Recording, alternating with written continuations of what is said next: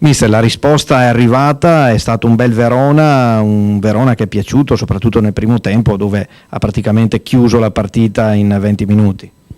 Abbiamo fatto un ottimo primo tempo, come d'altronde le amichevoli di giovedì sono partite fortissime, le ragazze hanno dato segno della sua forza, hanno giocato veramente bene in velocità, in modo aggressivo, e credo che la partita alla fine del primo tempo era già chiusa. Non mi è piaciuto il secondo, onestamente, dove abbiamo fatto accademia più che giocare a calcio. Adesso si va a Pordenone. Sì, si va a Pordenone, ho visto che oggi ha vinto in trasferta, per cui credo che sarà una partita dura anche lì e noi dovremo far tutto per vincerla come tutte le altre.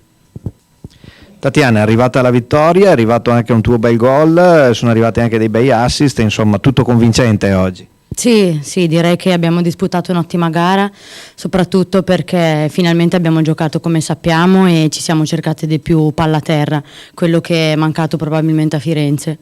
Quindi possiamo solo venire fuori da questa partita con più consapevolezza nei nostri mezzi, ma comunque la strada è lunga, ammetto che dobbiamo ancora lavorare tanto, però siamo sulla strada giusta e secondo me, come ho già detto inizio campionato, possiamo fare molto ma molto bene. Sandi, finalmente in campo dopo aver vissuto la trasferta di Firenze dalla tribuna, buona la tua prestazione, ma buona la prestazione di tutta la squadra. Beh sì, ero molto impaziente di iniziare questo campionato con il Verona, penso che la prima gara per me è andata anche bene, siccome abbiamo vinto i 3 punti, quindi quello che dobbiamo fare l'abbiamo fatto, abbiamo un po' faticato il secondo tempo, visto che abbiamo cambiato un po' modulo, ci siamo messi a 3 dietro, quindi siamo andati un po' in difficoltà all'inizio, poi però penso che abbiamo fatto una buona gara.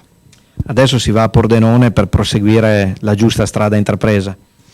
Sì, adesso bisogna non perdere più punti che abbiamo perso a Firenze, quindi si va a Pordenone per rifare altri 3 punti.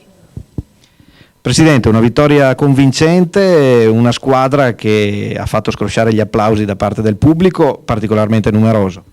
Sì, la squadra oggi mi è piaciuta molto, le ragazze hanno giocato molto bene, sono veramente soddisfatto di loro, in particolare mi è piaciuta Tatiana e Sandy che hanno disputato un'ottima partita e che dire, stiamo facendo vedere dei grandi passi in avanti, speriamo di continuare così.